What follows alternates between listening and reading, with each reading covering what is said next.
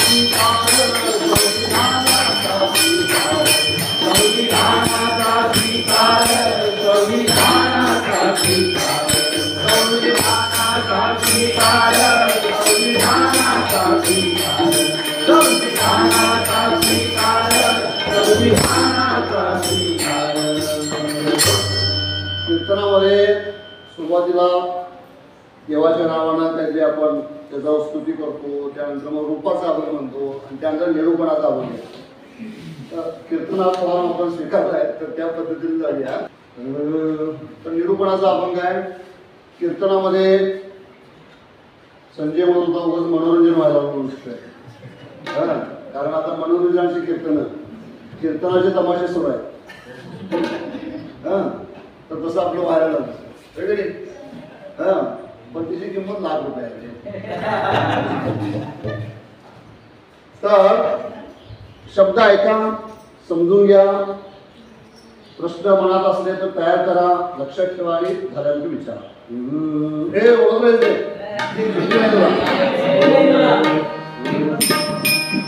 राष्ट्रभक्ती काय करायास हवी जाणवी या घ्यावी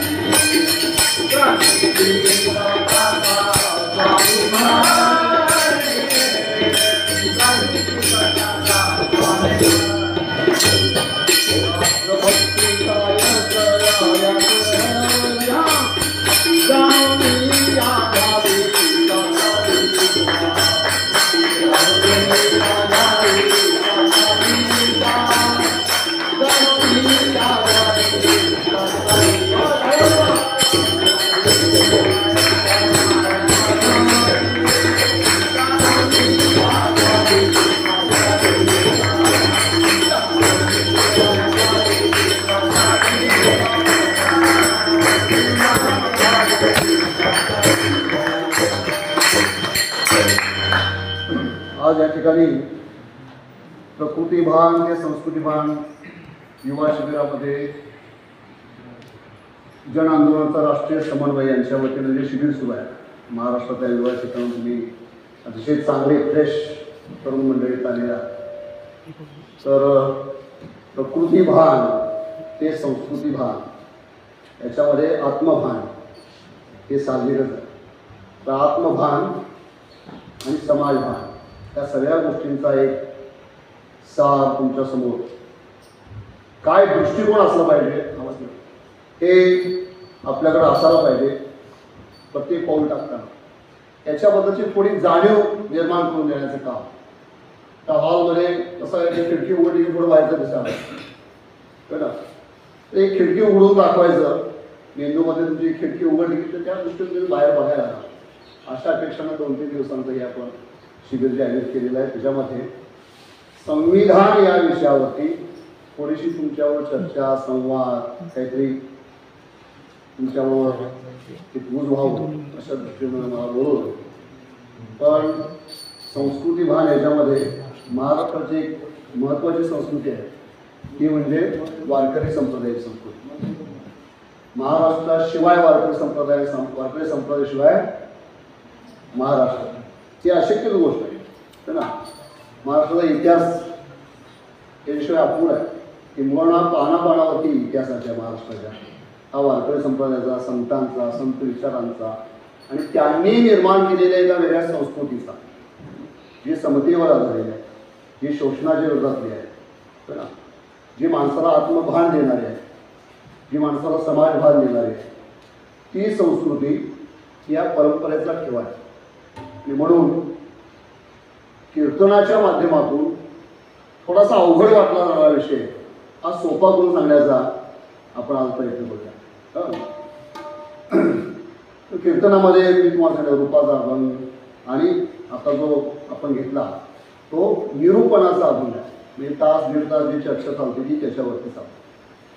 त्यामध्ये पहिल्या शब्दामध्ये आपण म्हटलं, राष्ट्रभक्ती काय कळायास हवी, जाणोनिया घ्यावी प्रास्ताविका. राष्ट्रभक्ती हा शब्द गेल्या 5-10 वर्षात आपण अनेक आहे. त्याला जोडून दुसराही शब्द आहे राष्ट्रभक्ती, आणि राष्ट्रभक्त आणि राष्ट्रद्रोही सर्टिफिकेट्स वाटायचे राहिलेले एवढ्या प्रमाणात ते आपण ऐकतो. पण राष्ट्रभक्त कुणाला म्हणावं? नेटचं इंटरनेटचं युग आहे, त्यामुळे इंटरनेटवरती तुम्ही कुणाला तरी बघता आणि त्या माध्यमातून त्याशी संवाद साधायला लागता, मग जवळी वाढायला लागते आणि नेटवरती तुमचं प्रेम जमतं आणि लग्नापर्यंत जाऊन पोचतं. त्याला तुम्ही बघितलेलंच नसतं आणि नंतर ते कळतं की तो माणूसच नाही आहे. तसं राष्ट्रभक्त आपण सगळे आहोत, पण राष्ट्र काय हे समजून न घेताच आपण देवाची भक्ती करतो. सगळेच आपण राष्ट्रभक्त, सगळे देशभक्त आहोत, पण राष्ट्र म्हणजे काय हे समजून घेतले का? कुणी व्याख्या केली आहे राष्ट्राची? भारत राष्ट्र म्हणजे काय? तुमच्याकडे सांगा व्याख्या कोणती? आपल्याला ही व्याख्या कोणी शिकवलेली नाही, आणि तरीही आम्ही राष्ट्रभक्त आहोत. जन्मल्यापासून आहोत. आपल्या मनामध्ये कधीही राष्ट्रभक्तीबद्दल शंका आली नाही. पण ही राष्ट्रभक्ती कधी पूर्णत्वास जाईल, कधी परिपूर्ण होईल, जेव्हा खरोखर राष्ट्र म्हणजे काय हे आम्हाला समजेल तेव्हा. नाहीतर मग त्या इंटरनेटच्या प्रेमासारखं तो तिथं आहे असं समजून इथनं प्रेम करायचं. मग लग्न आणि मुलं कशी होणार? वेगळी, ती सुद्धा कल्पनेतच होणार. त्यामुळं या पदात न पडता खरोखर राष्ट्र कशाला म्हणायचं ते आपल्याला जर समजून घ्यायचं असेल तर हे विधान सांगतं. राष्ट्रभक्ती काय कळायास हवी, जाणून या घ्यावी प्रास्ताविका. प्रास्ताविका शब्द कशाची प्रास्ताविका? हा, काही लोक म्हणतात संविधानाची. तुम्हाला कसं कळणार कशाची प्रास्ताविका? ही संविधानाच्या प्रास्ताविकेबद्दल आपण काहीतरी बोलतो आहोत. त्याच्या आधीचा अभंग आहे संविधानाच्या संदर्भात, मग त्याच्या प्रास्ताविकेकडे आपण आहोत. तर संविधानाची प्रास्ताविका समजून घेणं म्हणजे राष्ट्रभक्ती आहे. राष्ट्रभक्तीची सुरुवात आहे. आपण सगळेजण पहिलीपासून 10वीपर्यंत शाळेमध्ये शिकलो, नंतर कॉलेजला गेलो, जर अधिक शहाणे झालो, मग कॉलेजमध्ये आपण कधीही एक दिवस संविधानाची प्रास्ताविका म्हटली नाही. पण शाळेत म्हटला की नाही? कधीपासून म्हटला? कितवीपासून? पहिलीपासून म्हटलं की नाही? संविधानाची प्रास्ताविका आपण पहिलीपासून म्हटलो. कितवीपर्यंत म्हटलो? 10वीपर्यंत. किती वर्ष म्हटलो? 10 वर्ष म्हटलो. 10 वर्ष आपण ही प्रास्ताविका म्हणली. वर्षात 2 दिवस 200 दिवस तर आपण शिकवत होणार आहे. प्लस कमीत कमी 200 दिवस. वर्षाला 200 दिवस असं 10 वर्ष करतोय आम्ही. 2000 दिवस आपण हात पुढे करून ही संविधानाची प्रास्ताविका म्हटली. मला सांगा, तुमच्या वेळी तुमच्या शाळेतल्या कुठल्या शिक्षकांनी त्या संविधानाच्या प्रास्ताविकेचा अर्थ तुम्हाला सांगितला का? एक दिवस हात पुढे करा. त्यांना आम्ही पुरस्कार देणार 1 लाख रुपयाचा. 50 ते 2 वर्ष द्यायला.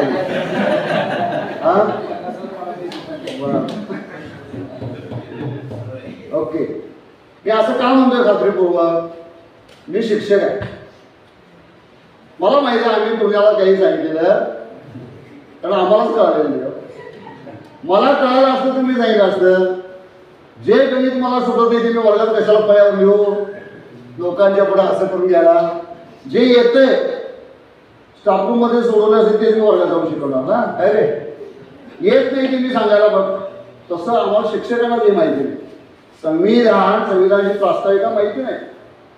अभ्यासक्रमाच्या प्रत्येक पुस्तकामध्ये पहिलीपासून 10वीपर्यंत पुढे सुद्धा असेल राष्ट्रगीताबरोबर संविधानाची प्रास्ताविका छापलेली आहे. पण ही प्रास्ताविका काय आहे आम्हाला कोणी सांगितलं नाही आणि आम्ही कुणाला विचारलं पण. विचारलं का कोणी तुमच्यापैकी? तुम्हाला पण पुरस्कार. तुमच्यापैकी किती लोकांनी विचारलं की रोज आपण काय म्हणतोय सर? पुन्हा 11 वाजता आम्हाला उभं करता, हात पुढं करता, तुम्ही काय हात पुढं करत? बरोबर ना? गुरुजी राष्ट्र संविधान म्हणणारे गुरुजी कुठल्या शाळेत होते काय? प्रास्ताविका म्हणणारे गुरुजी राष्ट्रगीत पण म्हणत नाही. पोरानं नाही गीत म्हटलं की मग थोबाडे तयार पडतात. बरोबर आहे काय? राष्ट्रगीत आपण म्हणत नाही. राष्ट्रगीताच्या संविधानाच्या प्रास्ताविकेचा अर्थ सांगत नाही. तुम्ही पण कोणाला विचारलं नाही. पण हे पुस्तकात का आलं याचं कारण या पुस्तकातून राष्ट्रभक्ती शिकवायची आहे. ती राष्ट्रभक्ती काय याची सुरुवात संविधानाच्या प्रास्ताविकापासून होते. संविधानाची प्रास्ताविका काय आहे? संविधान. पुढचा प्रश्न, तुमच्या शाळेमध्ये संविधान दिन साजरा होतो का? झाला का? किती लोकांच्या शाळेमध्ये झाला? अरे आठवडकर झोप जाते रे. सगळ्यांच्या शाळेमध्ये संविधान दिन साजरा. संविधान दिनाचा निरोप वर्ण शिक्षण आला, पत्र आलं की मुख्याध्यापक शिक्षकाला बोलवतो, शिक्षक शिपाई मामाला बोलवतो, तो याला सांगतो, हा त्याला सांगतो काय अरे उद्या संविधान दिन, टेबल घ्या, टेबल क्लॉथ शोधा, अंतरा, फोटो बाबासाहेबांचा आहे का बघा, ग्रंथालयामध्ये जाऊन संविधानाची प्रत एखादी आहे का? बहुतेक नसते, पण आहे का बघा. कोण शहाणा असला तर नसेल तर प्रास्ताविका कुठेतरी मिळते का बघा. शेवटी बाबासाहेबांचा फोटो ठेवा, हार घाला, हळद कुंकू लावा, ओवाळा, नारळ फोडा, झाला संविधान दिन साजरा. बहुतांश शाळांच्या मध्ये असाच आम्ही संविधान दिन साजरा करत आलो. त्या दिवशी तरी संविधान म्हणजे काय, संविधानाची प्रास्ताविका म्हणजे काय, आपण ते रोज का म्हणतो आम्ही कुणाला सांगितली म्हणून लोचा झाला. राष्ट्रभक्ती आपल्याला असं वाटलं आपल्या राष्ट्रभक्तीची व्याख्या चुकली, कल्पना चुकली आणि वेगळ्याच गोष्टीला आपण राष्ट्रभक्त म्हणायला लागलो आणि खऱ्या राष्ट्रभक्तांना शिवाय द्यायला लागलो. ही असली अडचण झाली आपल्या समाजामध्ये. लक्षात घ्या. त्यामुळं हे समजायला पाहिजे. आता तुमच्यापैकी किती लोकांनी भारताचं संविधान नावाचं पुस्तक, ग्रंथ, जे डॉक्युमेंट आहे ते बघितलंय? किती लोकांनी बघितलंय? हातवर करा. बऱ्याच जणांनी बघितलंय. जेव्हा तुम्हाला भान आहे म्हणून तुम्ही बघितलंय. पण शिक्षकांच्या ट्रेनिंगला मी विचारलंय, 200-400 शिक्षकांच्या ट्रेनिंग मध्ये सर बरोबर की नाही संविधानाची प्रत पण बघितलेली नसते. आता कशासाठी विचारायचं? एवढं काय महत्वाचं आहे संविधान वेगळे? तर हे आधी आपल्याला समजून घ्यायला पाहिजे. संविधान का महत्वाचं आहे, मग संविधानाची प्रास्ताविका काय म्हणते, त्या प्रास्ताविकेतले शब्द काय म्हणतात आणि मग मी कसा 1 तासापूर्वी काय होतो आणि आज काय झालो, आता तासानंतर काय झालो, मला काय कळालं, याचा थोडा लेखाजोखा आपल्याला बांधता येईल. काय आहे संविधान? संविधान म्हणजे भारताची राज्यघटना. बघितलं का तुम्ही? बघितलं नसेल, अनेक लोकांनी बघितलं नसेल तर कुठे ठेवलं आपण? कळणार बघा. एक भारताचं संविधान आणि आपण आता कीर्तन करणार होते संविधानाच्या या प्रास्ताविकेवर. हे पहिलं वाक्य त्या संविधानाचं. तर हे संविधान आपण डोळ्यांनी निदान बघितलं तरी, बरोबर की नाही, निदान बघितलं तरी संविधान. आता ते काय आहे, ते कशासाठी आहे, ते कुणासाठी आहे, ते काय सांगतं, काय करू नका म्हणून सांगतं, काय करा म्हणून सांगतं, ह्या समजून घ्यायच्या पुढच्या गोष्टी आहेत.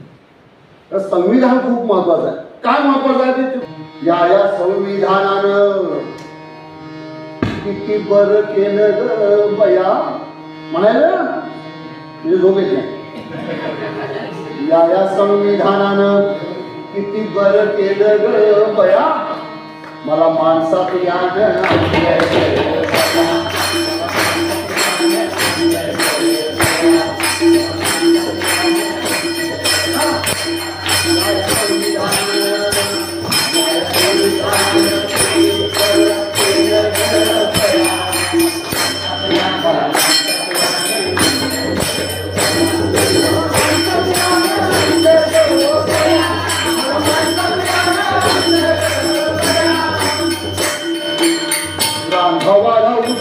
काढा बाईच्या जातीला रांगावाडा उस्ती काढा बाईच्या जातीला रांगावाडा उस्ती काढा बाईच्या जातीला रांगावाडा उस्ती काढा बाईच्या जातीला मिळाले पंतप्रधान राष्ट्रपती देशाला मिळाले पंतप्रधान राष्ट्रपती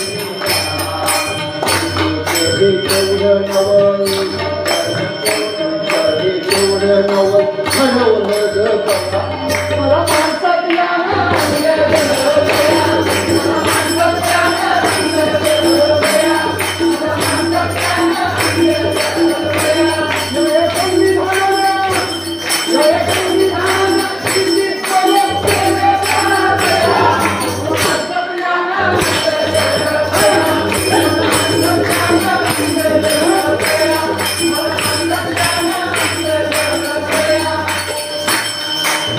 किती जाती किती धर्म कित्येक धर्म आणि कित्येक जाती आमच्या या देशात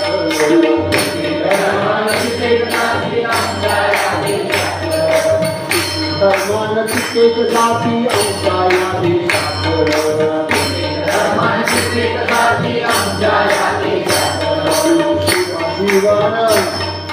शिवाशिवान उच्च नीचता भिडणारे अंगात शिवाशिवान उच्च नीचता भिडणारे अंगात शिवाशिवान उच्च नीचता भिडणारे अंगात शिवाशिवान उच्च नीचता भिडणारे अंगात भेदभावाचा विष काढणं भेदभावाचा विष काढणं उतरवला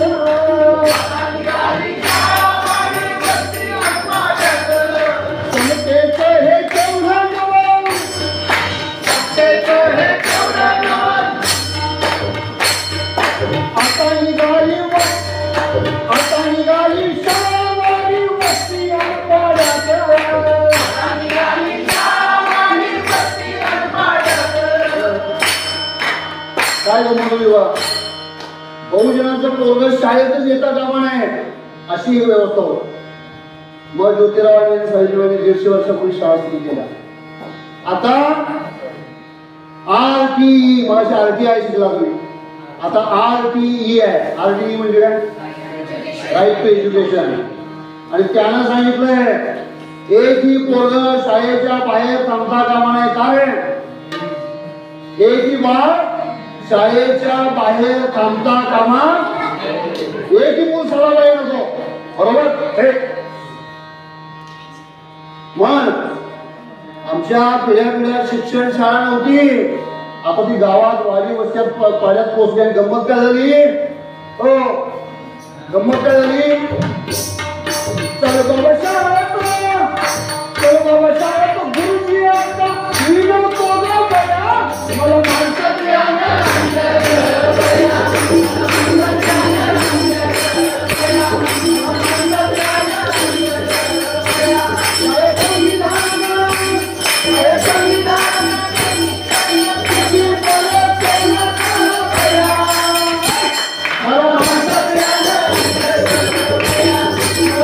Yeah.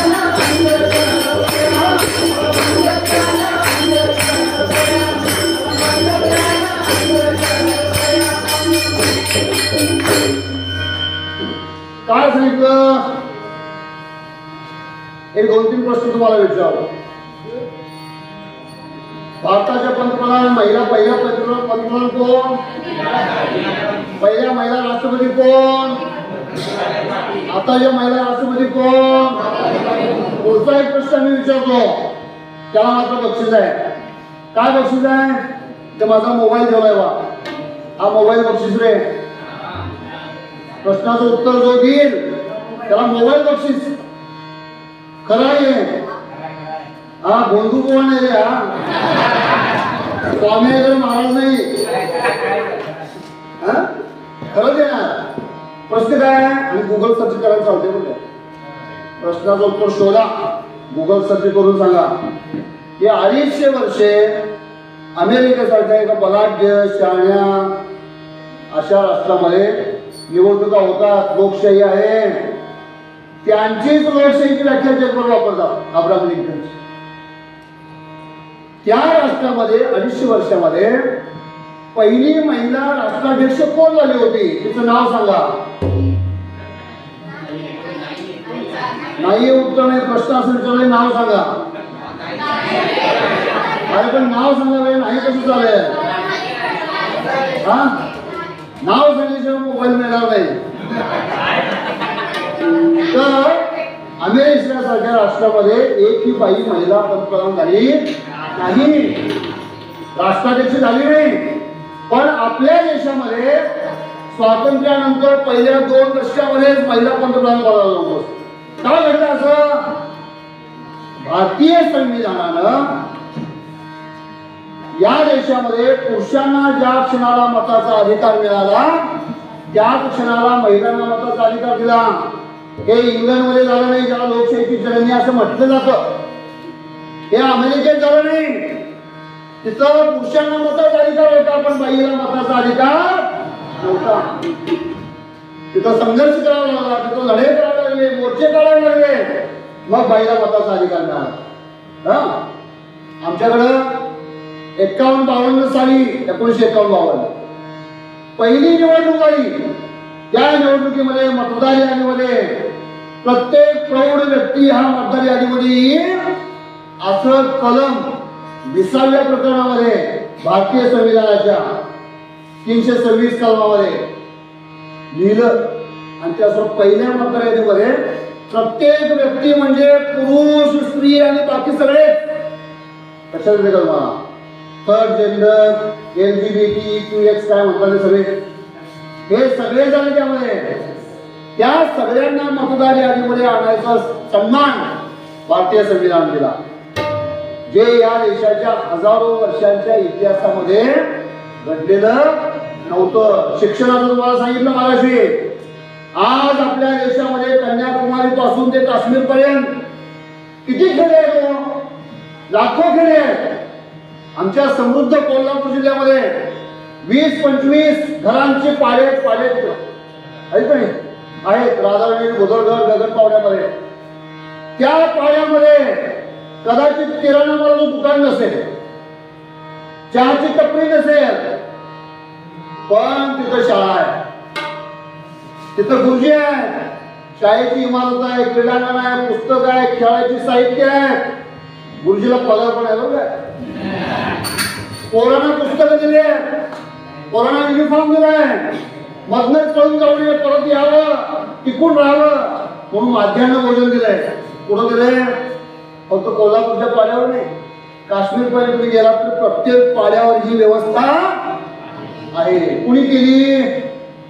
एवढा उदार राजा कोण झाला? एवढा उदार राजा कोण झाला? तर जे या संविधानामध्ये 395 कलम आहेत आपण म्हणतो, त्या 395 कलमांपैकी एक कलम आहे 21 क. ते कलम आहे RTE, राईट टू एज्युकेशन. ते सांगतं 6 ते 14 वयाच्या प्रत्येक मुलाला मोफत आणि सक्तीचं शिक्षण द्यायची जबाबदारी राज्याची आहे. म्हणजे केंद्र आणि राज्य शासन काय असेल ते वाक्य आलं आणि प्रत्येक गावामध्ये सक्तीचं मोफत शिक्षण सुरू झालं. किती बदल झाला? आवाज सावंगे सर तुम्हाला माहिती असतील ते काय म्हणतात बघा, 5-6 वर्षाचं मूल 5-6 महिन्यामध्ये जी बाराखडी जी अक्षर शिकतं लिहायला वाचायला, ती आमच्या भारतीय समाजाला लिहायला वाचायला शिकायला 5-6 हजार वर्ष लागली. महात्मा फुले सावित्रीबाईंनी एक शाळा उघडली, मग आमच्या पदरामध्ये अक्षर आली. 5-6 हजार वर्षानंतर 5-6 वर्षाचं मूल 5-6 महिन्यामध्ये जी अक्षर आपल्याला अवधी शिकतं, ती अक्षर आम्हाला शिकायला एवढी वर्ष का लागली? आणि आता मात्र तू शिकायलाच पाहिजे. मानगुडी गुरुजी का बसा लागला? कारण भारतीय संविधानाने ही ताकद दिली, ही ऊर्जा दिली, ही शक्यता निर्माण केली. आणि नुसतं शक्यता नाही, संतांच्या पुढची पायरी. संतांनी सांगितलं असं व्हावं तसं व्हावं, झालंच पाहिजे असं. हे म्हणते असं झालंच पाहिजे, नाही झालं तर चल कोर्टात, न्यायालयात केस करायचं. हे जर झालं नाही तर हे संविधान तुम्हाला आम्हाला देऊ. भारतीय संविधानाने आम्हाला काय काय दिलं, अशा बारीक सारी गोष्टी तुम्ही शोधत चला. तर तुमच्या हे लक्षात येईल की आमच्या रोजच्या जगण्याचा आधार प्रत्येक गोष्ट. आता मी इथं बोलायला लागलोय, कदाचित बोलायचं तुम्ही मला भीती वाटली असते 4 दिवसापूर्वी. 4 दिवसात मला ताकद मी बोलायला लागलो. तुम्ही पण जरा हसायला लागला. फरक पडला की नाही पडला? कुणी पडला फरक? भारतीय संविधानानं ही ताकद जी सर्वसामान्य माणसाच्या हातात दिलेली आहे. रोज काय करणार आहे तुम्ही, त्या प्रत्येकाला अवतीभोवती जसे हवा आहे तुमच्या अवतीभोवती, तसं तुमच्या अवतीभोवती संविधान. संतांनी तेव्हा संविधान नव्हतं रे, तर संविधानावरतीच संतांनी तुकारामाने अभंग रचना केल्या. विठ्ठलावर केली असते ते मला माहिती नाही, पण जी विठ्ठलासाठी केली ना रचना, कोणती? जेथे जातो तेथे तू माझा संगाती, जेथे जातो तेथे तू माझा संगाती, जेथे जातो तेथे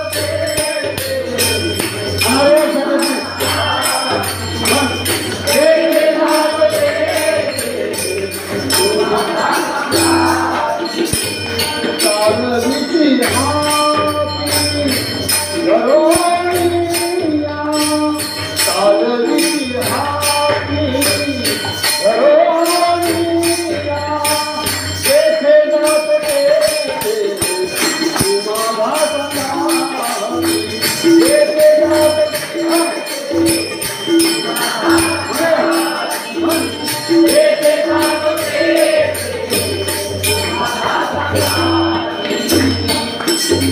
चालवीची जेथे जातो तेथे तू माझा सांगाती, चालविशी हाती धोनिया, चाले मग वाटे मज करीशी ते नीट.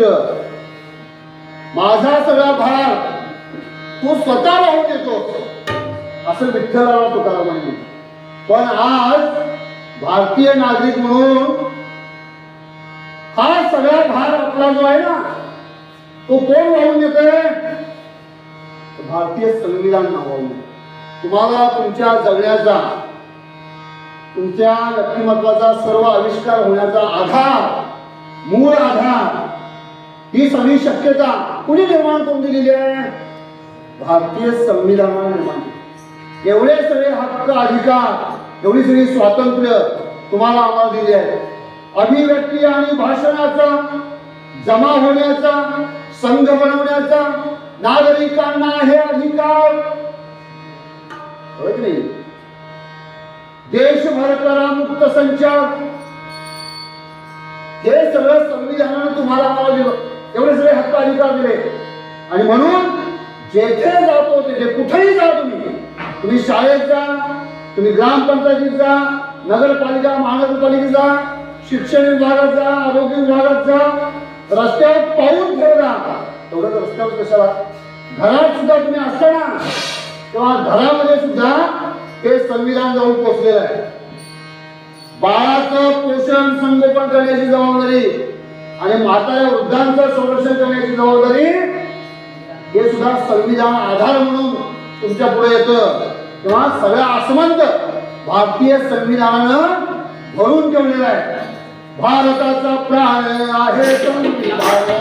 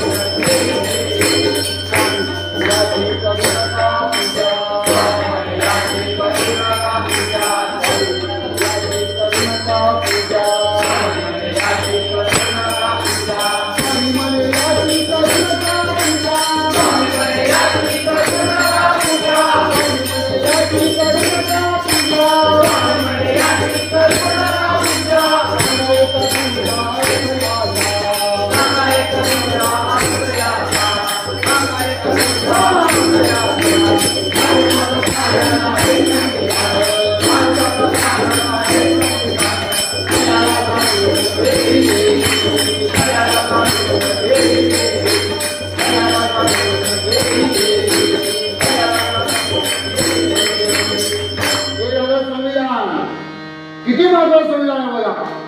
जय जयकार कोणाला करायचं? भारतीय संविधानाचं करायला पाहिजे. हे संविधान आपल्या जगण्याचा आधार कसा आहे हे समजून घेणं हे खरं शिक्षण आहे. यात मी स्वतःला करतो तयाला जाणता जाणशी स्वतःला बघा. तर अस्तित्वाला त्याला जाणलं असतं स्वतःला जाणशील. स्वतःला जाणलं असतं तुझ्या अस्तित्वाला काहीतरी. मी कुठल्या तरी बापाचा मुलगा मुलगी एवढं नाही. अरे या देशाचा मालक कोण आहे? कोण आहे? एवढं बसणार काय दिल्लीत? या देशाचा मालक कोण आहे? मी या देशाचा मालक आहे. एवढी ओळख या संविधान तुम्हाला आम्हाला दिलेली आहे. असं हे संविधान, या संविधानाची प्रास्ताविका ही समजून घेणं ही राष्ट्रभक्त होण्याची पहिली पायरी आहे. ज्याला राष्ट्रभक्त व्हायचं आहे त्यानं पहिल्यांदा संविधानाची प्रास्ताविका समजून घ्यायला पाहिजे.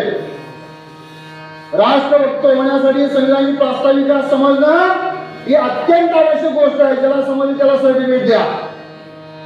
त्याला प्राप्त राहायला बघा, मग सर्टिफिकेट द्या. आपण सगळ्यांना म्हणतो ना हे काय आहे संविधानाची प्रास्ताविका? काय म्हणतो? आम्ही भारताचे लोक, भारताचे सार्वभौम समाजवादी धर्मनिरपेक्ष लोकशाही गणराज्य घडवण्याचा व त्याच्या सर्व नागरिकांस सामाजिक, आर्थिक व राजनैतिक न्याय, विचार, अभिव्यक्ती, विश्वास, श्रद्धा व उपासना यांचे स्वातंत्र्य, संधीची समानता निश्चितपणे प्राप्त करून देण्याचा आणि त्या सर्वांमध्ये व्यक्तीची प्रतिष्ठा व राष्ट्राची एकता आणि एकात्मता यांचे आश्वासन देणारे प्रबोधित करण्याचा आमच्या संविधान सभेत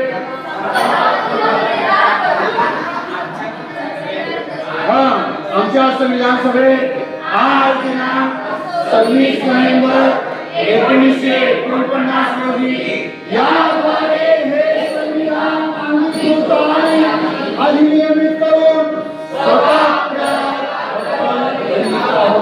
जय संविधान, जय संविधान, जय संविधान, जय संविधान,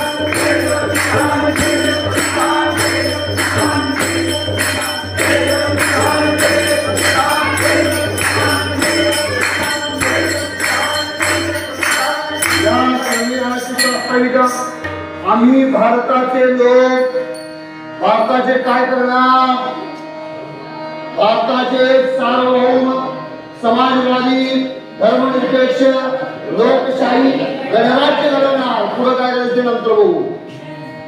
आता यातले शब्द रोज आपण म्हणले 2000 वेळा. किती वेळा म्हणले? शाळा चुकवणारे सोडून ते 2-4 कमी दिवस भेटले.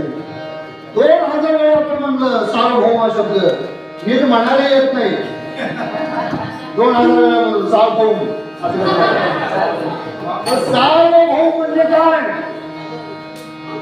कुटुंबी निर्णय कुटुंबच घेई परकाळ येई कोणी तेथे. कुटुंबी निर्णय कुटुंबच घेई परकाळ येई कोणी तेथे. बरोबर का?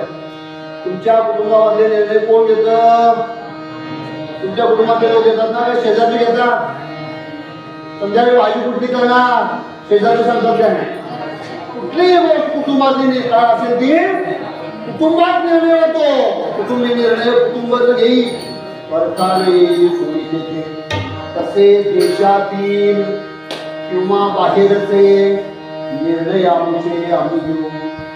भारताचे सर्व अंतिम निर्णय पार्लमेंटी होईल ब्रिटनच्या. आता झाला आम्ही संपूर्ण स्वतंत्र. निर्णयाचे अस्त्र आमच्या हाती.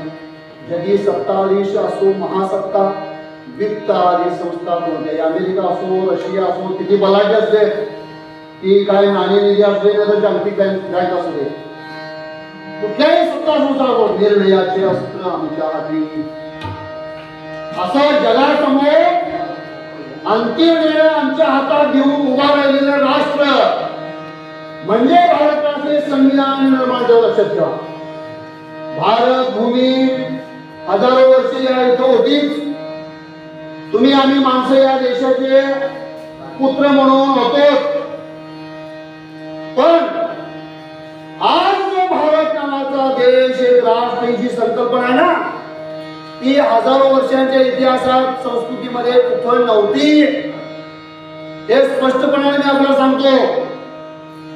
आपली संस्कृती प्राचीन आहे. म्हणजे आम्ही इथं राहिलो, खेळलो, गायलो, नाचलो, कीर्तन म्हटलं, सगळं केलं.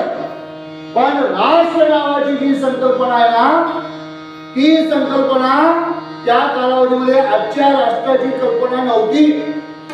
त्याचे काही विचार अस्तित्वात असतील, कुठंतरी छोटी रचना अस्तित्वात असेल, तर सम्यक भारत राष्ट्र नावाची जी आज गोष्ट आहे, ती गोष्ट या देशाच्या स्वातंत्र्यानंतर हे संविधान आपण स्वीकारल्यानंतर अस्तित्वात आलेले आहे. म्हणून या संविधानानं एक राष्ट्र दिलं, नुसतं राष्ट्र नाही. म्हणजे सलामी द्या कुणाला, युनियन जॅकला, असलं राष्ट्र नाही दिलं. अरे आमच्या झेंड्याला आम्ही सलामी देतो, तिरंग्याला सलामी देण्याची ताकद, आमच्या राष्ट्राला जे जे काय करण्याची ताकद, देशातले बाहेरचे सगळे निर्णय आम्ही आमच्यासाठी घेणार, ही ताकद हजारो शेकडो वर्षानंतर या राष्ट्राला मिळाली, ती संविधानाने मिळाली. आणि म्हणून आम्ही कुणाचे मांडलिक नाही, आम्ही कुणाचे गुलाम नाही हे सांगत आम्ही स्वतंत्र झालो. आणि म्हणून या सगळ्या रचनेमध्ये कमीत कमी वेळा विचार याच्यावरती आपण केला, तो शब्द आहे सार्वभौमत्व. अर्थ अतिशय सोपा आहे. तुम्ही विचारात लक्षात ठेवा, कुटुंबी निर्णय कुटुंबाचं घेईल, परकाने येईल कोणी तेथे. जसं कुटुंबातले निर्णय कुटुंबातच होतात, तसं देशातले सगळे निर्णय आता आम्ही भारतीय लोक घेणार. कुणी आमच्यावरती दादागिरी करण्याचं काही कारण नाही. आता हे या देशातल्या नागरिकांना समजायला पाहिजे. मी तुम्हाला का सांगायला आलो, संविधानात दिलंय, नागरिकांना जर माहित नसेल तर नागरिकांच्या वरती राज्य करणारी जी सत्ता शासन व्यवस्था निर्माण झाली आहे, ती शासन व्यवस्था या सार्वभौमत्वाचे काना उकार वेलांच्या काढून त्याला डायल्यूट करायचं काम करतो. आणि बरेचसे निर्णय मग आंतरराष्ट्रीय कंपन्या घ्यायला लागतात. आमच्या देशातले वेगवेगळ्या कंपन्या ज्या बाहेरच्या देशात चालत नाहीत, ते आमच्याकडे येऊन पडतात. आमच्या शेतीचे प्रश्न ते सोडवतात. प्रश्न इथले काही नव्हता. हे या देशातल्या लोकांना कळलं की सार्वभौमत्व म्हणजे जे काय असेल ते आम्ही निर्णय घेऊ. या देशातले निर्णय या देशाच्या संसदेत झाले पाहिजे, त्या आंतरराष्ट्रीय व्यासपीठावरती होता कामा नये, हे आम्हाला कळलं पाहिजे. आपले निर्णय सुद्धा हे सार्वत्रिक निर्णय आहेत, हे आम्हाला कळलं पाहिजे. याला म्हणतो आपण सार्वभौमत्व. त्याच्यानंतर येतो समाजवाद. काय आहे समाजवाद? सर्वांसाठी सर्व समान मिळावे, सर्वांसाठी सर्व समान मिळावे, सर्वांसाठी सर्व समान मिळावे, सर्वांसाठी सर्व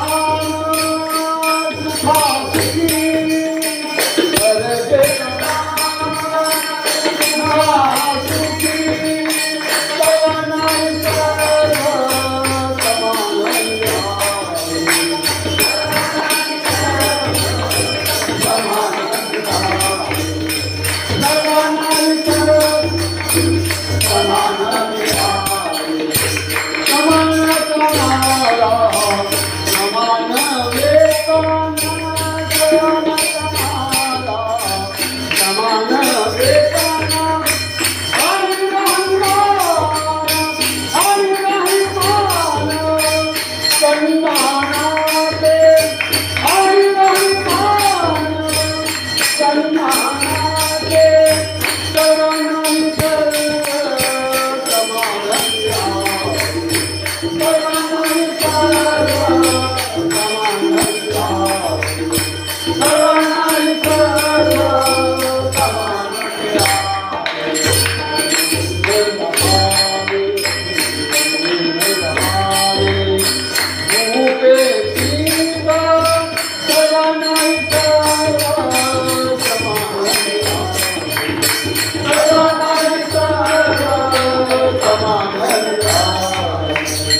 समान.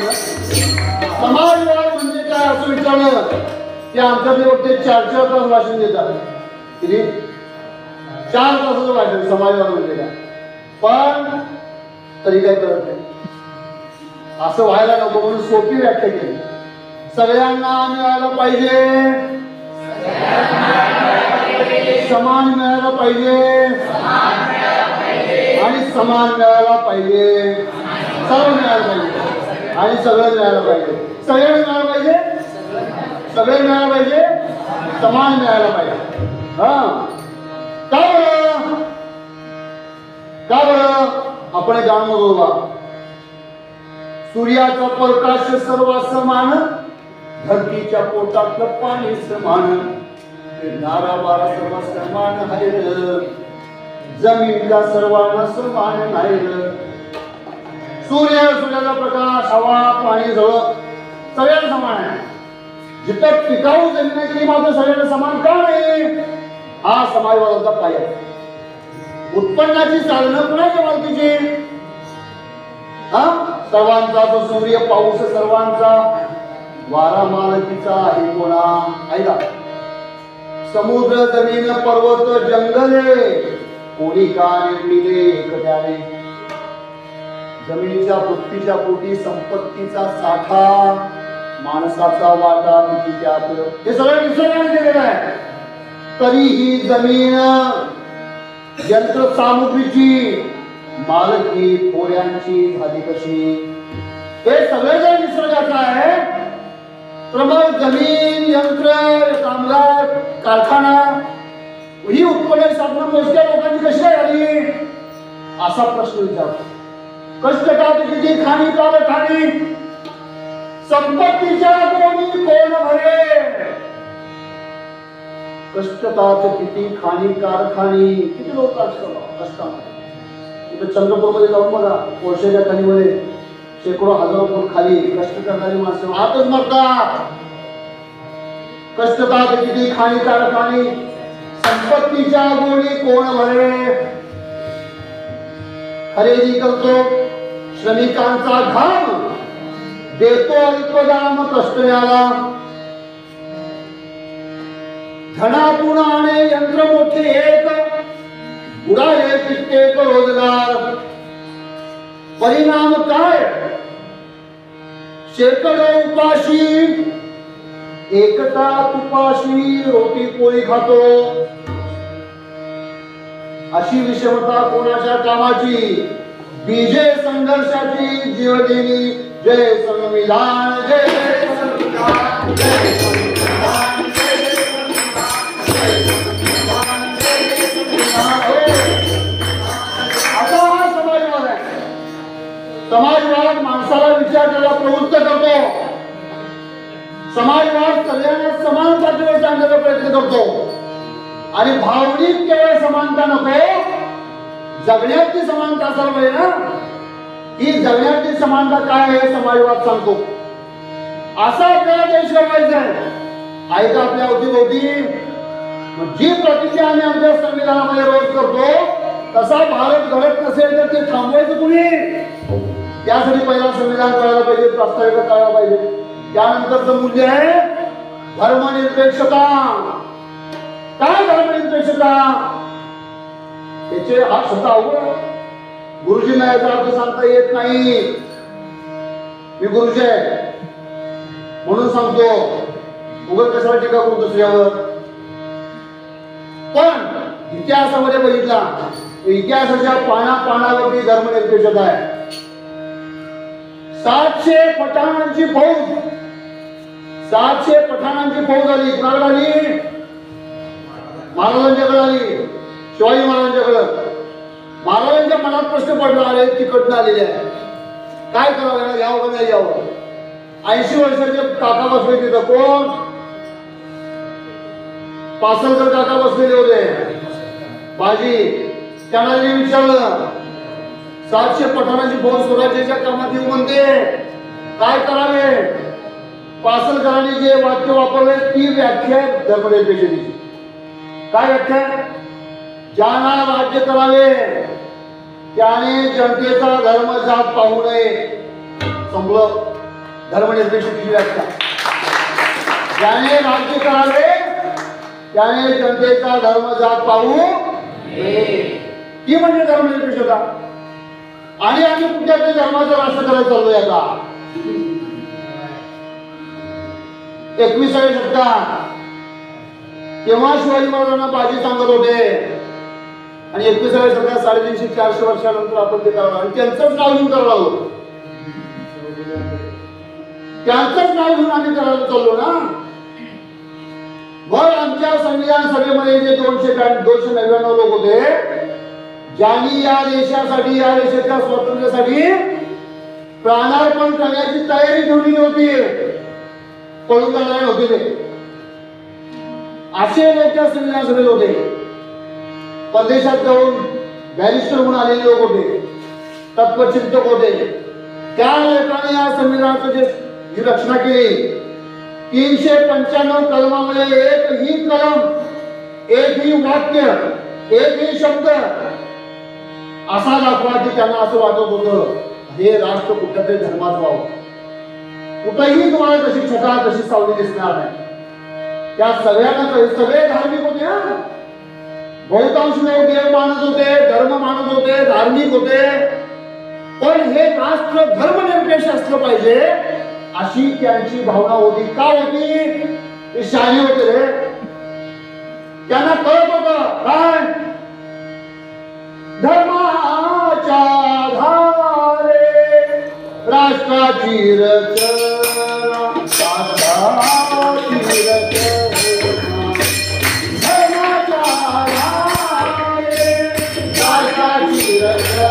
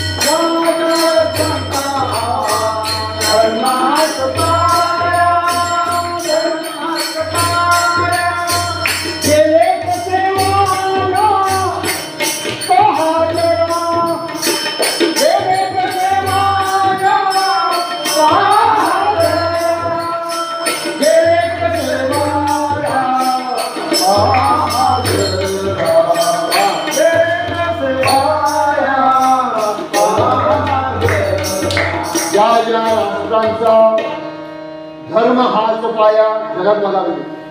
एवढे अनिश्चित राष्ट्र आहेत. ज्या ज्या राष्ट्रांनी धर्माच्या आधारावर राष्ट्राची उभारणी करण्याचा प्रयत्न केला त्या राष्ट्रांची काय स्थिती आहे? आज जगामध्ये जे काही लोकशाहीवाले देश आहेत ना ते सगळे धर्मनिरपेक्ष राष्ट्र आहेत. आज जे विकसित राष्ट्र म्हणून आपण सांगतो हे सगळे धर्मनिरपेक्ष राष्ट्र आहेत. म्हणतो आक्रमण न करणारे राष्ट्र धर्मनिरपेक्ष राष्ट्र आहे. हुकुमशाहीवादी राष्ट्र, एकाधिकारशाही राष्ट्र ही धर्माच्या आधारावर, वंशाच्या आधारावर उभी राहिलेली आहे. जगातला मोठा हुकुमशाह हा वंशाच्या, देशाच्या आधारावर उभा राहिला. तो धर्मनिरपेक्ष असता तर दुसरं महायुद्ध झालं, लाखो करोडो लोक मेले नसते. म्हणून धर्मनिरपेक्षता आहे मूल्य. ज्या ज्या राष्ट्रांचा धर्म हाच पाहिजे तू व्हायचा तुला उठून बाहेर पाठव काम आहे पाहिजे. ज्या ज्या राष्ट्रांचा धर्म हाच पाया गेले कसे वाया पहा जरा. आहे ते पाणी, तिला जरा उठवायचं म्हणून. हे आहे पाणी आहे, बस तू बस. हा कडक गुरुजी आहे, मी गणिताचा मास्तर आहे. बोलत बसल्यानं चालत नाही. काय विचारायचं नंतर विचारा. काय हा कडक गुरु आहे, कडक मंगळ असतो त्याचा. हा आणि काय सांगितलं सांगू, ज्या ज्या राष्ट्राचा धर्म आज पाया कडक मंगळ कडक गुरु. ओके. हा जेथे धर्म तेथे, महत्वाचं वाक्य लक्षात ठेवा. का धर्मनिरपेक्षता समजून घ्या.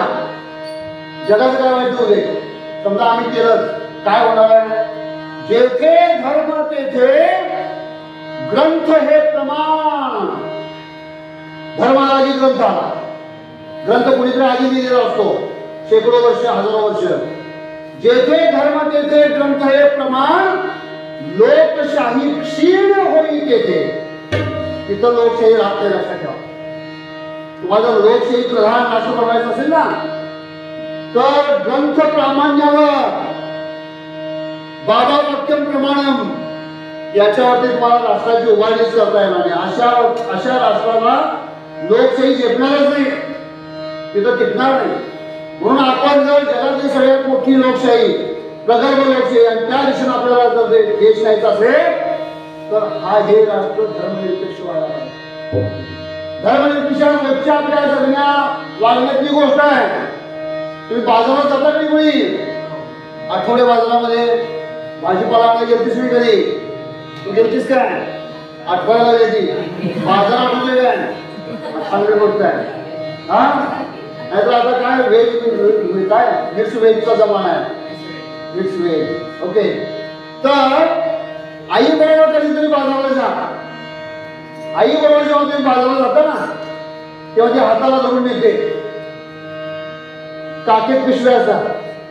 बाजार प्रवेश केल्यानंतर पहिली गर्दी बाजारची, सगळ्या बायका बसले विकायला द्या, सगळीकडे फिरून आणते ती. पहिल्यांदा बाळाला पशुखात काहीच घेत नाही आई, नुसतंच फिरून द्या.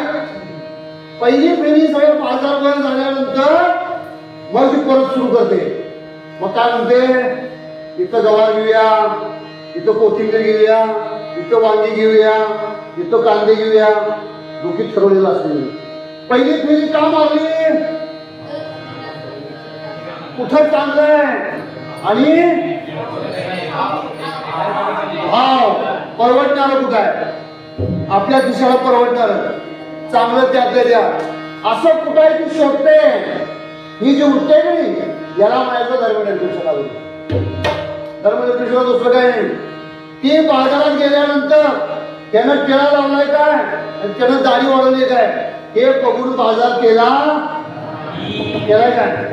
तुम्ही जेवढ्या वेळेला कपडे घेतला, कपडे शिवून घेतला, कसा टी शिवू दे, किसा लावले वर लावले तर मागं लावू दे, तू माझ्या दरवाजावर मी त्याच्यावर शिवाय टाकणार. असं कधी शिवाय टाकणार कपडे. तुमच्या गावातला चांगला टेलर, चांगला कलाकुसर ज्याच्याकडे आहे त्याच्यावर तुम्ही टाकता ना. याला म्हणायचं धर्मनिरपेक्षता. ही धर्मनिरपेक्षता जर आपल्या राष्ट्रातून काढून घेतली तर या राष्ट्राचे पूर्वी जे शेकडो तुकडे होते ते आपल्याला बघावे लागतील. का बरं? उदाहरण घ्या, तामिळनाडू आणि पंजाब. नकाशा बघितला तुम्ही, तामिळनाडू वर आहे, पंजाब खाली आहे. हा आपण सगळे जागे आहे. तर या दोन्ही राज्यामध्ये भाषा समान आहे का, खाणं पिणं समान आहे का, कपडे समान आहेत का, सण समान आहेत का, रीतिरिवाज समान आहेत का, धर्म समान आहे का, संस्कृती समान आहे का. पण हे सगळे भारतीय आहेत की नाही, काय हे सगळे आम्ही भारतीय आहोत असं म्हणतात. कारण भारत धर्मनिरपेक्ष आहे. भारत धर्मनिरपेक्षता आहे म्हणून हे सगळे भारतीय आहे. तिकडे पूर्वोत्तरामध्ये जा, दक्षिणेत जा, पूर्वोत्तराकडे जा, काश्मीरकडे जा, हे सगळे आम्ही भारतीय आहे असं का म्हणतात. कारण हा देश कुठल्याही दोन नागरिकांच्या मध्ये धर्माच्या आधारावर कुठलाही भेदभाव करणार नाही याची ग्वाही संविधानाद्वारे देतो. ते नुसतं भाषणात म्हणत नाही. पण भारतीय नागरिकांचे कर्तव्य झालेलं आहे. निवडणुकीला जाताना, मत देताना, चौकात राहून गप्पा मारताना जो माणसामध्ये भेद निर्माण करण्याचा प्रयत्न करतो, हा अमुक धर्माचा, तो तमुक धर्माचा, ते अतिरेकी असतात, हे अतिशय सज्जन असतात,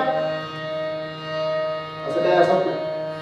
जगामध्ये नालायक लोक आणि सज्जन लोक ही कोणाची मक्तेदारी नाही. सगळीकडे नालायक आहे, सगळीकडे सज्जन आहे, सगळ्यांच्या घरात आहे. किंबहुना एकच माणूस बऱ्याच वेळा नालायक असून काही वेळा सज्जन असतो. कसा वेगळा करणार तुम्ही? त्यामुळं गल्लीमध्ये चौकात उभा राहून किंवा शेईवर उभा राहून कोणी जर सांगत असेल तर तो समजा हा संविधान विरोधी आहे. मनात ठरवा, बोलायचं काय नंतर बोलूया. मनात ठरवा की हा संविधान विरोधी आहे आणि संविधान विरोधी जे आहे तो भारतीय नाही, लक्षात ठेवा. तो राष्ट्रभक्तीची सर्टिफिकेट वाटतो. या तत्वावरती तो राष्ट्रभक्त नाही, तो राष्ट्रद्रोही आहे. याचं कारण या भारतीय संविधानाच्या शिल्पकारांच्या मध्ये या भागातला एक नेता होता, रत्नापंडा कुंभार. त्यांच्या एका वाढदिवसाच्या निमित्तानं लोकसभेचे सभापती शिवराज पाटील आले होते. तर त्या अण्णांचं आणि संविधानाचं कौतुक करताना त्यांनी असं सांगितलं की गेली कित्येक वर्ष हा देश एकात्म राहिलेला आहे. कुठलाही देश एकात्म राहण्यासाठी 3-4 अटी आहेत. पहिली अट अशी की तो देश जेवढा बाळका पाहिजे आणि काय तुकडे होणार. आमचा देश कसा आहे का? 32,44,000 चौरस किलोमीटर एवढा. तो देश एकात्म होण्यासाठी कुठला तरी महात्मा तिथं असला पाहिजे. गांधी नेहरूंच्या पाहिजे ते होते. आता आहेत का? आपण त्या देशाचे लोक जेवढे शाणे पाहिजेत की काही झालं नाही, आमचे प्रश्न आमच्यात मिटवू, अशी वस्तुस्थिती आहे का? अशी वस्तुस्थिती नाही. तिन्ही अटी तर लागू नाही आहे, तरी हा देश एकात्म राहतो. याचं कारण या देशाला एकात्म ठेवणारी एक ताकद आहे. ती ताकद कोणती आहे? भारताचं संविधान. भारताचं संविधान म्हणजे पुस्तक नव्हे. भारताचं संविधान म्हणजे ज्या विचारावर, मूल्यांच्यावर आधारलेलं हे संविधान. त्याची मूल्यांचं सगळ्यात महत्वाचं मूल्य आहे धर्मनिरपेक्षता. नंतर आपण जातो लोकशाही राजशाहीकडे. काय थांबा म्हणून सांगायला आवाज द्या. तुला जर मदत जर हात दुखावला दिला. हा, तर राजेशाहीमध्ये काय? या देशामध्ये राजेशाही होती ना. हा, राजेशाहीमध्ये राजा हा मालक, सर्व काही हक्क त्याच्या हाती. कायदा राजाचा, न्याय ही राजाचा, सर्व संपत्तीचा स्वामी तोच. आम्ही होतो प्रजा, गुलामीचे धनी, राजाच्या चरणी वाहिलेले. कित्येक राजाने आम्हा नारविले आणि लढविले स्वतःसाठी. बरोबर. छत्रपती शिवाजी महाराज, शाहू महाराज, संभाजी महाराज, सयाजीराव गायकवाड असे काही राजे, मोजके राजे, छोटे रायतेचे राजे, बाकीच्या राजाने आम्हाला किती नाडवलं म्हणजे फसवलं आणि लढविले स्वतःसाठी. राजाचा जय व्हायचा, हात पाय कुणाचे तुटायचे? आमचे, प्रजेचे. राजा स्वारीवर निघाला, आम्ही प्रजा आता ढाल तलवार घेऊन चालला. पुढे लढणार आम्ही, जीव आमचा जायचा, विजय राजाचा व्हायचा. अशी राजेशाही होती. ती राजेशाही आम्ही नाकारली आणि इथं लोकशाही आणली. लोकशाहीमध्ये लोक हे मालक, सर्व काही हक्क त्याच्या हाती. पण सगळं त्यांनी केलं, आमच्या हाती दिलं. एवढं लक्षात ठेवा. पुढच्या ओळीला लक्षात आहे का? मालक असावा मालकासारखा. मालक कसा असावा पाहिजे? मालकासारखा असावा पाहिजे. मालक असावा मालकासारखा. जरा जाण राखा एवढीच. आता ही मालकी कुठं असते बघा. तुमचा जो नेता ना तुमचा मालक, तुम्हापैकी एक ध्यानी धरा. तपासून बघा. कुणाला? मालकाला. नेत्याला, तुमचा जो नेता ना, तुमचा मालक तुम्हापैकी एक ध्यान द्या. आमच्याकडे अजूनही पद्धत आहे, आमदार खासदारांनी निवडून आलेली लोक त्याला मुजरा करतात. अरे आपण या संविधानाद्वारे सगळे राजेशाही सगळे संस्थान संपवली आणि मुजरा करतोय. म्हणजे आमच्या डोक्यात राजेशाही गेलेली नाही. तो राजा आणि प्रजा हे आपलं चित्र आपल्या डोक्यात गेलेलं नाही. आपण सगळे समान पातळीवरचे भारतीय नागरिक आहोत. ही आपली भूमिका, ही संविधान दिलेली भूमिका आपल्यासाठी, ती आम्ही विसरून चाललो आणि काय करतोय, कर मुजरा. हा बघतोस काय, कर मुजरा. हे आपण करतो. म्हणून तपासून बघा, अंध होऊ नका, डोके अडकू नका चरणी. लाखो वर्षांच्या उत्क्रांतीनंतर मला हे डोकं मिळालेले. हा मेंदू उत्क्रांत होत होत होत एवढ्या वर्षात इथं आलेला आहे. हा मेंदू म्हणजे माझं सर्वस्व आहे. हा मेंदू मी कुणाच्या पायावर अर्पण करतोय समजून घ्या. म्हणून तपासून पहा, अंध होऊ नका, डोके अर्पू नका चरणी. हे सगळं तपासून बघा. आणि कशाच्या आधारावर तपासून बघायचं, त्याला बघा संविधानिक मूल्यांच्या आधारावर. तो कुणाच्या बाजूचा आहे, भांडवलदाराच्या बाजूचा आहे का सर्वसामान्यांच्या बाजूचा आहे. भाषा बोलतो गरिबीची, व्यवस्था करतो भांडवलदाराची. तो धर्मनिरपेक्ष आहे का तपासून बघा आणि मग त्याला मत द्या. हक्काला जागणार, समजून घेणार, आग्रही राहणार असावा. कर्तव्य टाळणार, मागोमाग पडणार, स्वतःपुरतं पाहणार असावा. मतदार योग्य उमेदवार विचार करणार, मतदार मत देणार असावा. लाचार होणार, पारख्या जोडणार, जातीचा शोधणार नसावा. मतदारा हे जर समजून घे, जरा वाद तू करा. नेता जरूर असावा पण विसरून जाणार नसावा.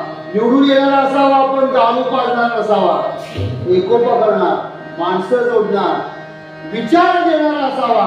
धर्माधर्मामध्ये भांडण लावणार, माणूस मारणार अशी लोकशाही आपण स्वीकारली आहे. या लोकशाहीमध्ये आपण नागरिक म्हणून जेवढे जागे असू तेवढा हा देश चांगला राहील, लक्षात ठेवा. आणि चांगली गोष्ट आहे, थोडे तरी आपण या परवाच्या निवडणुकीमध्ये शहाणे झालो. एकाला सांगितलं तुमचं महत्व आहे ना, तुमची ताकद आम्ही जरा वाढवणार आहे, पण अजून जरा तुम्ही शहाणे व्हा, तुमच्या एकी वाढवा, मग आम्ही तुमच्यावर विश्वास ठेवतो. दुसऱ्याला सांगितलं तुलाही उड्या मारत होतास, जरा थांब, तुला 2 कोंबड्या देतो. त्या कोंबड्या घेतले तो आता चालणार नाही. हे कोणी केलं, कशाच्या वजाने केलं, लक्षात घ्या. कोल्हापूर संस्थान आणि तिकडचं कुर्बान संस्थान यांच्यामध्ये लढाई व्हायच्या जिंकण्यासाठी, आणि हातात तलवार, ढाल, बंदुका, तोफा घेऊन निघायचे. आज आपण या अख्ख्या देशाची सत्ता, संपूर्ण देशाची सत्ता जर उठून टाकायची असेल, किती तोफगोळे लागतील, किती बॉम्ब लागतील सांगा भाऊ. पण त्याचा वापर करण्याची गरज, रक्ताविना साधण्या क्रांती दिली तुझ्या हाती, किती मोठी शक्ती. मताचं एक बटन दाबून सहज आणू शकतो बदल घडवून. माणसा जरा घे समजून, मताचं एक बटन दाबून अख्ख्या भारताची सत्ता बदलण्याची ताकद त्या लोकशाहीने तुम्हाला आम्हाला दिली. म्हणून ही लोकशाही महत्वाची आहे. हेच संविधान तुम्हाला आम्हाला दिलं. आणि मग गणराज्य येतं. गणराज्य म्हणजे या देशाचा राष्ट्रपती, पंतप्रधान कुठल्या तरी वंशाचा, कुठल्या तरी कुटुंबाचा असं आम्ही ठरवलेलं नाही जे इंग्लंडमध्ये आहे. अजूनही तिथं राणी ही त्या राष्ट्राची प्रमुख आहे. आमच्यामध्ये आता राष्ट्रपती आहेत द्रौपदी मुर्मू. त्या कुठल्या वंशात, जाती, कुटुंबात जन्माला आल्या म्हणून राष्ट्रपती झालेल्या याला म्हणतो आपण गणराज्य. असं आम्ही राष्ट्र घडवणार आहोत. कसं देशाचे सार्वभौम समाजवादी धर्मनिरपेक्ष लोकशाही गणराज्य घडवणारा बोला जय संविधान जय जय संविधान जय संविधान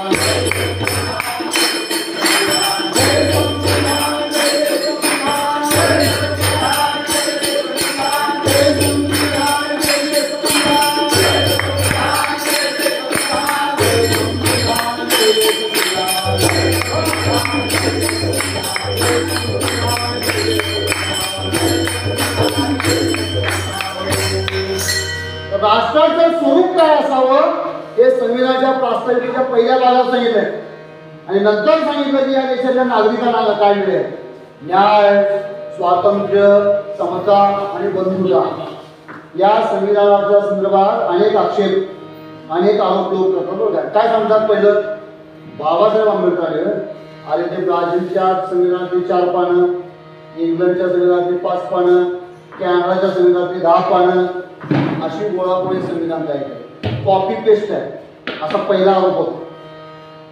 तसं नाही बाबा. इंग्लंडमध्ये जगभरातल्या वेगवेगळ्या देशांच्या लोकशाहीवादी देशांच्या सर्वोच्च न्यायालयाच्या न्यायाधीशांची परिषद भरलेली होती. त्या परिषदेमध्ये जगातल्या वेगवेगळ्या सर्व संविधानांचा अभ्यास करून अशी एक मान्यता दिली गेली जगातलं सर्वांत सुंदर चांगलं संविधान कुठलं आहे तर ते भारताचं संविधान. हे भारताच्या संविधानाचा गौरव ज्याने आमच्यावरती राज्य करत 300 वर्ष त्यांनी तिथं केला. त्यांनी पिक्चर काढल्यावर आम्हाला होते म्हणा त्याच्या आधी गांधी कुणाला माहितीच नव्हता. तसं त्याने गौरव केला की आम्हाला आमचं संविधान भारी वाटतं. पण हे संविधान हे आयात केलेलं आहे का न्याय स्वातंत्र्य समता बंधुता ही मूल्य या भारत भूमीमध्ये निर्माण झालेली जन्माला आलेली आणि विकसित झालेली होती. तुम्ही सगळ्या भारतीय संतांचा संत खरे संत आता अनेक संत आहेत त्यांची नावं घेऊन नकोस उगाच. जे खरे संत आहेत त्यांची कुठली ओळी बघा अभंग बघा तुम्हाला सांगेल काय सांगतोय न्याय स्वातंत्र्य समता बंधुता. विष्णू माया जाग वैष्णवांचा धर्म विष्णू माया जाग वैष्णवांचा धर्म विष्णू माया जाग वैष्णवांचा धर्म विष्णू माया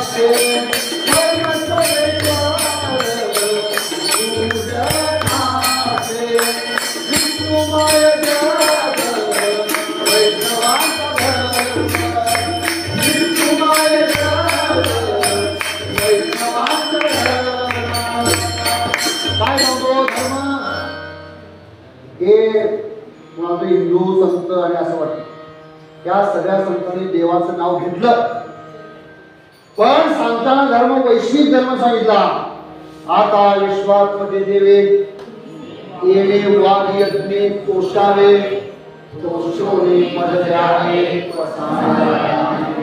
आता विश्वात्मते देवे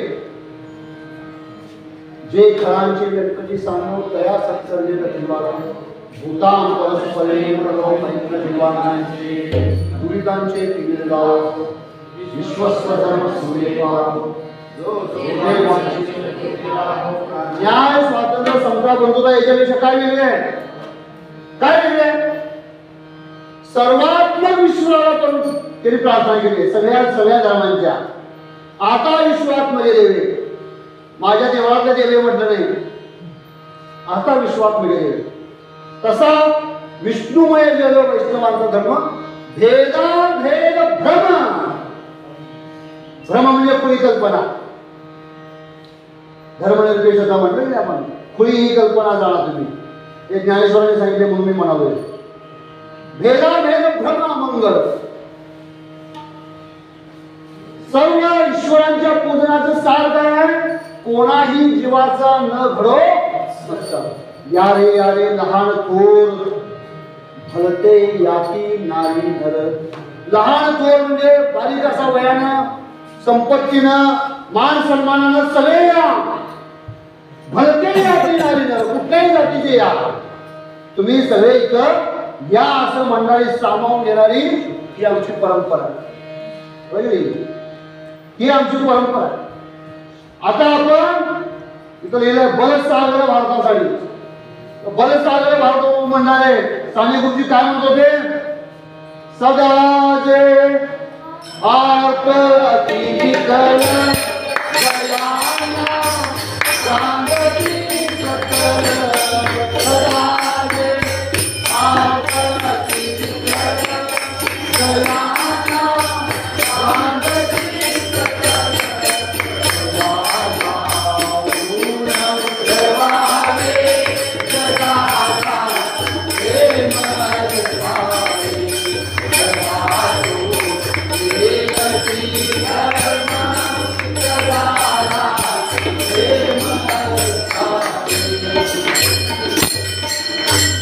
जगाला प्रेम अर्पावे आणि काय करावं?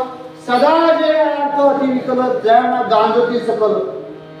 आणि पुढे जाऊन ते म्हणतात खरे हे असे हे सार धर्माचे. कुठल्या धर्माचे? कोणत्याही धर्माचे, जगातल्या कोणत्याही धर्माचे. सारांश काय? असे हे सार धर्माचे, असे हे सार सत्याचे. पराठा कानही जाते जगाला प्रेम अर्पावे. हे प्रति धर्म जगाला प्रेम अर्पावे. संतांनी सांगितलं डोईचा पदर खांद्यावरी गेला, भरल्या बाजारी जाईली.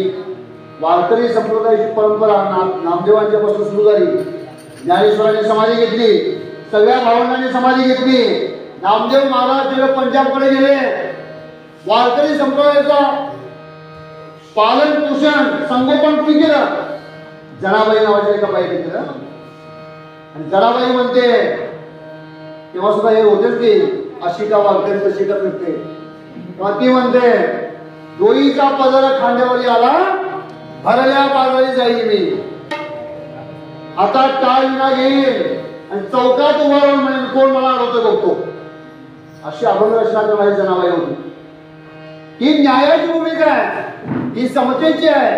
हा स्वातंत्र्याचा ओंकार आहे, हा स्वातंत्र्याचा जय जयकार. तिथून तो आलेला आहे. बसवण्ण नावाचा संत हा बघा देवजी खूप सुंदर बोलतो आमचा यश. बसवण्णांनी काय केलं? तेव्हाच संस्कृत उभा केली होती आणि त्या संस्कृतीमध्ये सगळ्यांना आज प्रवेश होता. 70 महिला तिथं संत होत्या, ज्यांनी वचनं लिहिली. बसव वचन साहित्यामध्ये त्यांची ती वचनं आहे. ती वचनं मांडायची, सगळे लोक त्यावरती चर्चा करायचे, घासून पिसून ते वचन तयार व्हायचं आणि मग ते वचन साहित्यामध्ये स्वीकारलं जायचं. जसं कायदा संसदेमध्ये होतो की नाही, कायदा मांडला जातो, चर्चा होते आणि मग तो स्वीकारला पाहिजे असं संविधान म्हणतोय. रातोरात येणारे कायदे वेगळे, रात्री 12 वाजता मंजूर होणारे. भारतीय नागरिकांनी यासाठी जागं राहा असं संविधान सांगतं. फुकट काय मिळत नाही जगात, जागं राहायला लागते. तर जागल्याची भूमिका तुम्ही करा असं संविधान म्हणतं. तर ते मग रात्रीचे असले कायदे, काळे कायदे आणणार नाहीत. कुठल्याही पक्षाचं कुठल्याही नेत्याचं सरकार येऊ, नागरिकांना जागण्याची भूमिका करावीच लागेल. त्याशिवाय उद्याचा दिवस आजच्यापेक्षा चांगला असणार नाही हे लक्षात घ्या. ही जागण्याची भूमिका आपल्या सगळ्यांची असायला पाहिजे. जागल्या म्हणजे काय? जागल्या म्हणजे जो सतत जागा असतो. अच्छा बाबा काय जागे मोठी परीक्षा घेतली त्यांची आम्ही आज. तर ह्या सगळ्या संतांची भूमिका न्याय, स्वातंत्र्य, समता आणि बंधुतेची होती हे आपण समजून घ्यायला पाहिजे. शेवटी तुकाराम महाराज म्हणतात, काय म्हणतात, जे का रंगले गांजले जाती म्हणे जो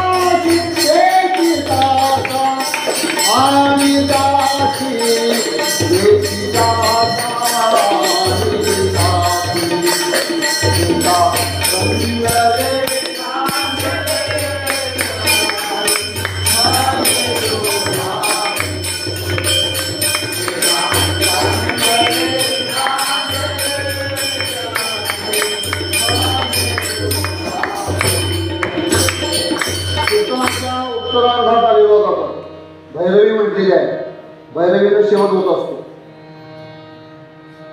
नवे एक वाक्य केवळ शब्दांचे संपूर्ण राष्ट्राचे तत्वज्ञान. व्याकरणाच्या दृष्टीने एक वाक्य आहे, 75 शब्दांचे एक वाक्य आहे प्रास्ताविका. पण ते नुसतं एक वाक्य नाही, अख्खा भारत देश, भारताची एवढी समर्पक व्याख्या त्या 75 शब्दांच्या एका व्याख्येनं प्रास्ताविकेत केलेली आहे.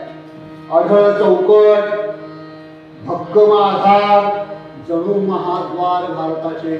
एका गावाच्या त्या वेशीतून, कमानीतून, महाद्वारातून गेल्याशिवाय गाव दिसत नाही, कळत नाही. तसं हे राष्ट्र जर तुम्हाला कळायचं असेल तर प्रास्ताविका नावाच्या महाद्वारातून प्रवेश करायला पाहिजे. तेव्हा तुम्हाला हे राष्ट्र कळेल, समजून येईल. आढळ चौकट, भक्कम आधार, जणू महाद्वार भारताचे, असं हे राष्ट्र, या राष्ट्राचं तत्वज्ञान ही प्रास्ताविका सांगते. आणि प्रास्ताविका फक्त भारतीयांच्यासाठी आहे का? नाही. धर्मनिरपेक्ष तत्व फक्त भारतीयांसाठी आहे का? ज्या राष्ट्रामध्ये 100% एका धर्माचे लोक राहतात नाही, ते सुद्धा राष्ट्र धर्मनिरपेक्ष असायला पाहिजे. तर तिथल्या नागरिकांना काहीतरी चांगलं मिळेल. धर्माला ह्या मर्यादा आहे. धर्म हा वैयक्तिक आचरणाचा उपासनाचा भाग आहे, तो राजकारणाचा भाग नाही. हे संविधान, हे विधान, हे प्रास्ताविका तुम्हाला आम्हाला सांगते. आणि म्हणून मानव्याचे सार ऐसी प्रास्ताविका, मानव्याचे सार ऐसी प्रास्ताविका, मानव्याचे सार ऐसी प्रास्ताविका, मानव्याचे सार ऐसी प्रास्ताविका. शांतीची पताका स्वाभिमाने, शांतीची पताका स्वाभिमाने, शांतीची पताका स्वाभिमाने, शांतीची पताका स्वाभिमाने. राष्ट्रभक्ती काय करावा, राष्ट्रभक्ती काय करावा, राष्ट्रभक्ती काय करावा. जय संविधान जय जय संविधान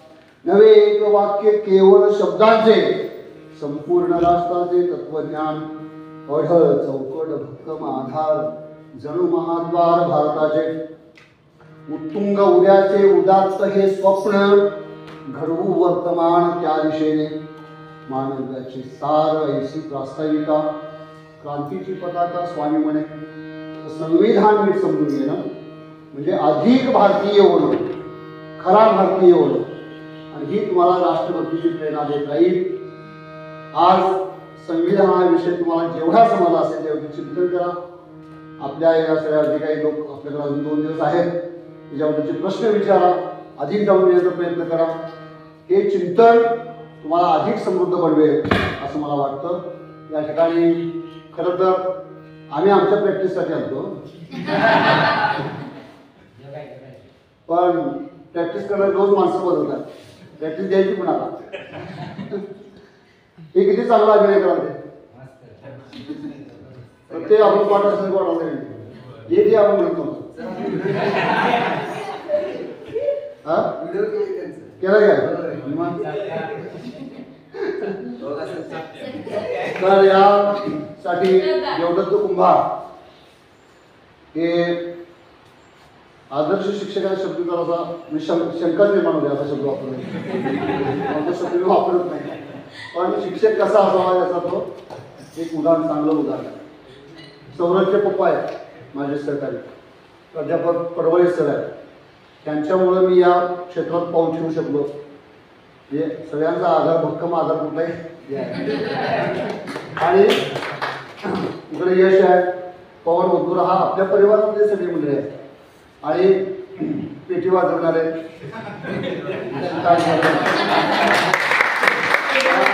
सगळ्यांना धन्यवाद देतो. झोपेची वेळ होती तुम्ही काढलेला चांगलं जेवण झालेलं आहे. अशा वेळेला माझी परीक्षा इथे चालू होती आणि मग मी तुमचीच परीक्षा घेतली. सगळे झाले आहे तर छान. तुम्ही पण एन्जॉय शब्द वापरायचा का नाही एन्जॉय करत करत बरंचसं काही काय ऐकला त्याच्यावरती चिंतन करा. लिहून ठेवा काही मुद्दे तुम्हाला जे समजले काय समजले ते. आणि तुमच्या आसपास मुलं आहेत गल्लीत घरात त्यांना या संविधानाची प्रास्ताविका समजावून सांगण्याचा प्रयत्न करा तुमच्या भाषेमध्ये. आणि शेवटचा एक मेसेज आहे की माणसाला माणसाशी जोडतो तो संविधानाच्या बाजूचा आहे. माणसाला माणसापासून तोडतो तो संविधानाच्या विरोधातला आहे भारताच्या विरोधातला एवढं आपण समजून घेऊ. एवढी एक पट्टी लावून मला बोलवलं आणि माझं ऐकून घेतलं मला सहन केलं याच्याबद्दल सर्व संयोजकांचे मनपूर्वक धन्यवाद व्यक्त करतो. जय भारत.